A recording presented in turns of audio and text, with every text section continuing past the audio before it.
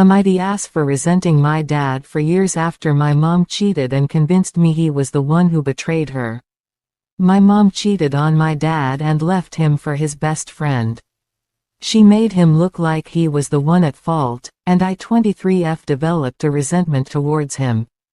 I recently found out what happened, and I feel guilty for being an asshole to my dad, and I want to make it up to him. My mom had been married to my dad for 9 years before she cheated and left him for his best friend, who is now my stepdad. My father served in the army, and his best friend was this rich guy, who I saw hanging out with my mom at that time. During the divorce, my mom told me that my dad was abusive, controlling, and not there emotionally, which is why she was leaving him. She told me that my dad treated her badly, called her names, and didn't love her. At the time, I was only 10 years old. My mom got primary custody, and my dad was stuck paying child support. I only got to see my dad 2 weekends per month. After that, I held some resentment toward my dad. I dreaded when it was time to see him. He had sold what used to be our house, moved back to his hometown, opened a mechanic shop, and lived in that shop for the past few years.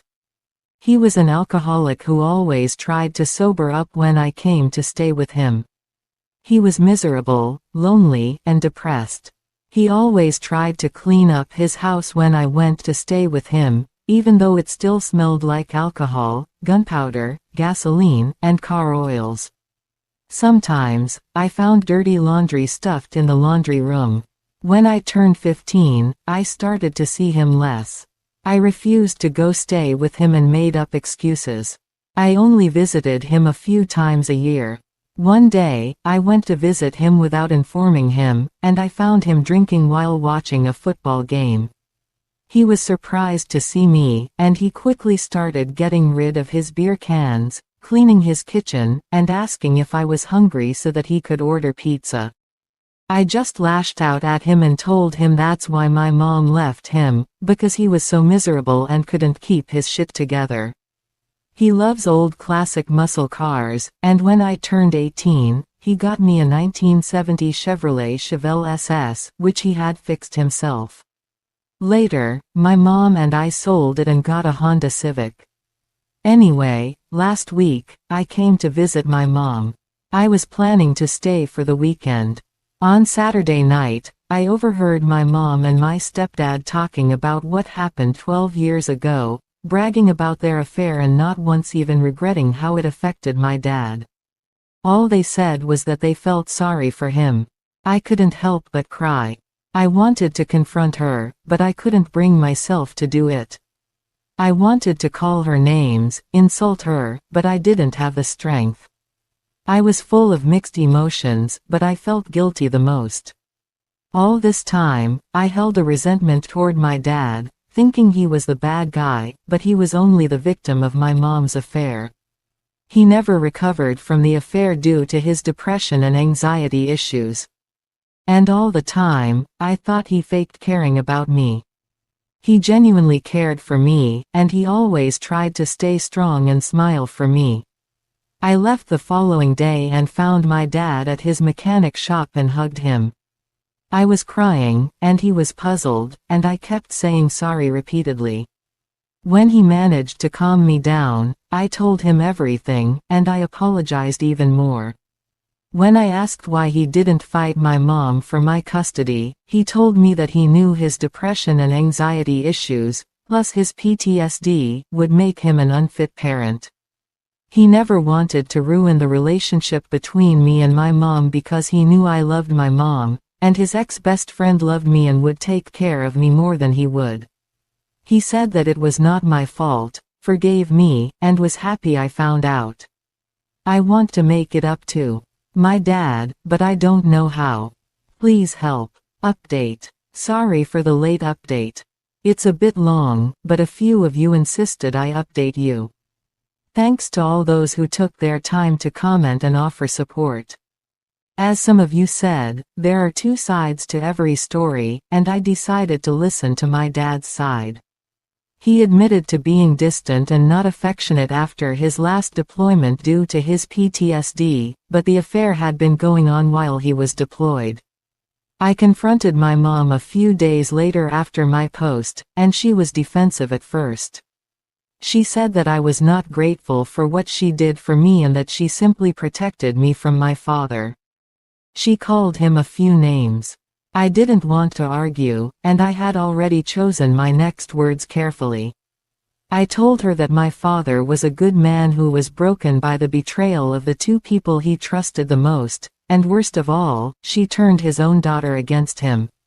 I appreciate and am grateful for everything, but it's time for me to choose the parent who put his own daughter's needs first, even if it meant making hard sacrifices, and not the one who wanted the daughter to satisfy her own needs. I said, "Goodbye, Mom. I will keep in touch." Before I left, tears started to build in her eyes, but she just remained silent. She tried to reach out to me, but I just ignored her or asked her to stop disturbing me. I don't want to block her, but my message is loud and clear. My aunt has recently reached out to me and told me that my mom is depressed. Well, her husband can take care of her. As for my dad, most of you suggested I sell the Civic and buy the Chevelle SS back. I couldn't find the person I sold it to, but I decided to look for old, worn-out muscle cars to fix. I've been searching for a while, and it was hard, but I had the help of a few friends and even some Redditors who reached out to me in chat. Almost 2 weeks ago, I was lucky and found an old wrecked 1970 Dodge Charger. So, yeah, I sold the Civic to afford the Charger. My dad was kind of upset, but when I told him the reason, he brightened up. He's been more than happy to show me how to fix it. I bought an apartment an hour away from his mechanic shop. One Redditor suggested I do a makeover at his place. Well, I have been making time, and we've started to renovate and do a makeover. My friends from college, who are studying interior design, have decided to help.